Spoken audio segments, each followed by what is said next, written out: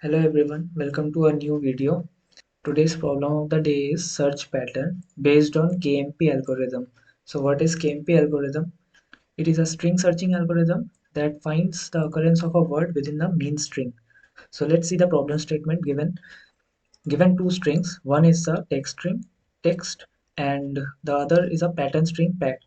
The task is to print the indexes of all the occurrence of pattern string in the text string. Use one based indexing while returning the indexes. And here is a note: return an empty list in case of no occurrence of pattern. Driver will print -1 in this case. So let us see the given examples to get more clarity. The text given is geeks for geeks and the pattern string is geek. So we have to find these four characters is present in our main string or not. So we can see the pattern geek is present in our main string also, starting from 0th index of our string. But according to the question, we have to use one based indexing. So it will be considered as 1 and thus one of our output is 1. Now next we can see another pattern is here, geek, present in our main string. Thus we have to return the index where the pattern started in the main string. So it is the ninth index if we follow the one based indexing, and thus our output is 9. Similarly, in our next example, the text is this and the pattern we have to find in our main string is edu, which is not present in our main string. So we have to return a blank array list, and in that case our driver code will print -1 automatically. So let's see what will be our approach to this problem. So this is our first example. The main text is geeks for geeks and the pattern is geek. So we have to find all these character is exactly present in our text or not. And if it is present, then we have to return the starting index of that pattern. So to find the given pattern in our main string, we can start iterating from the first index of our given text. And then we will check if the first character of the text is equals to the first character of the pattern or not. If it is equal, we will continue, and if it is not, then we will iterate further and again check whether the first character of a given pattern is same as the current index character or not. So let's give a quick dry run to this problem.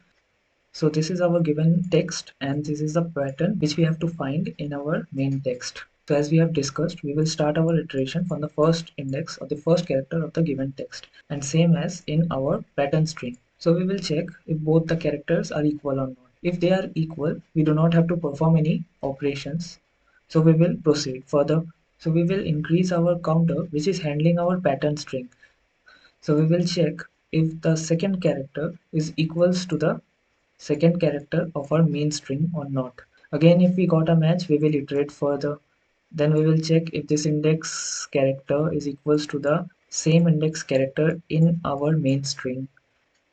We got a match again. E is equals to E. So we will iterate further. K is equals to K. That's also true. So we will stop our iteration over here because we have iterated till the length of our given pattern string.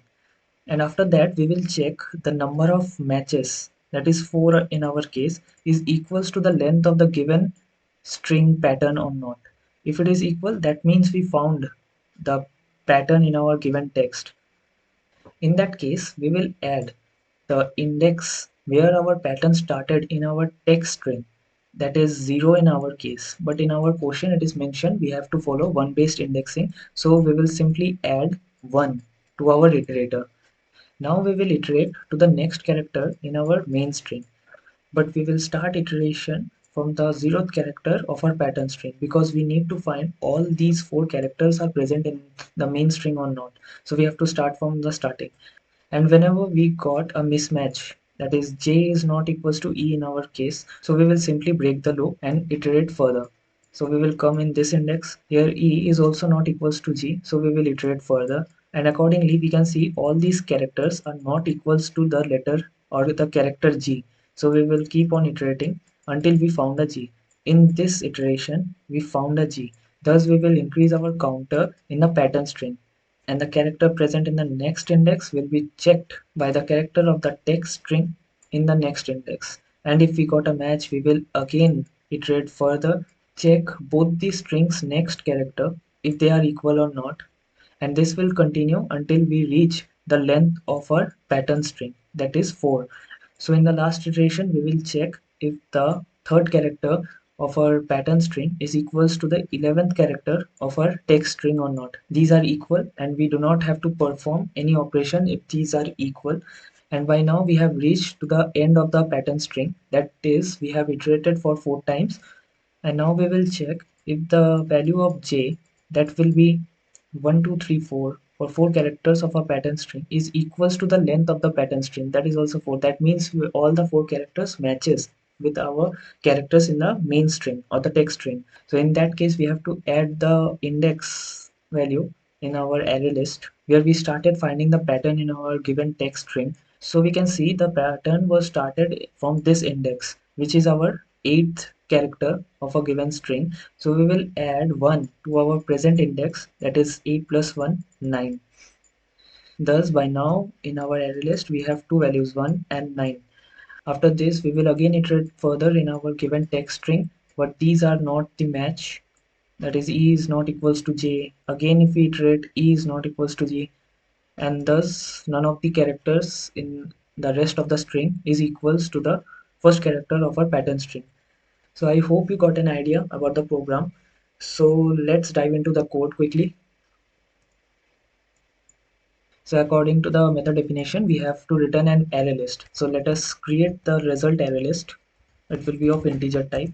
Let's name it indexes because we have to return the index values. Now let's store the length of our pattern and the text string.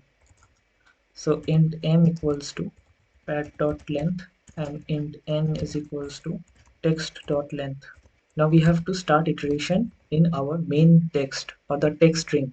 So int I is equals to 0 and it will iterate till n minus m, and I will be increased by 1. So let us see why we are iterating till n minus m. That is because we are storing the length of our pattern string in a variable m, and the length of our text string is stored in n. Now suppose we are currently at this index of our main string or the text string. So we will check according to our logic that the character at this index is equals to the first character in our pattern string or not.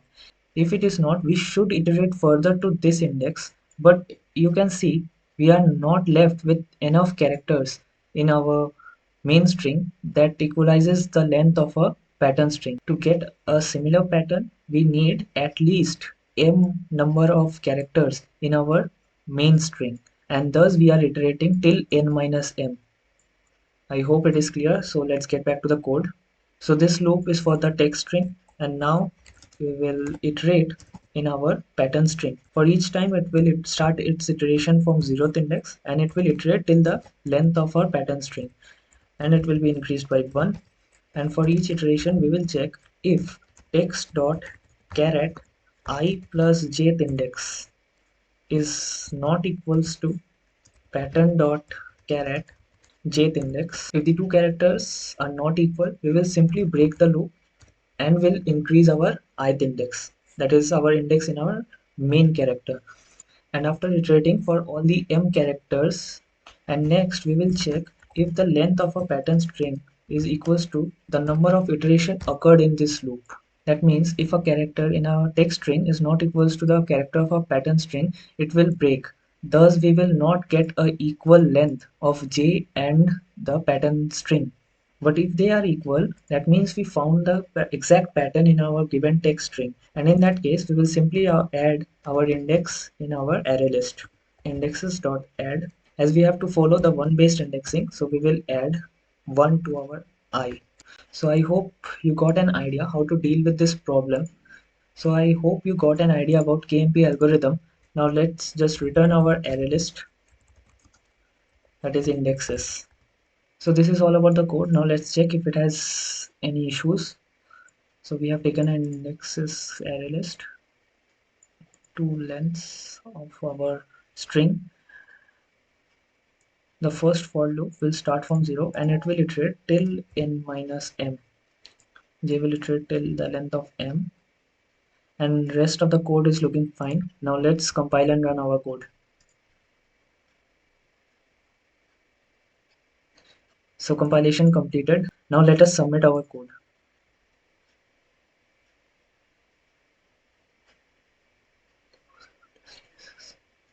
And it has passed all the possible test cases.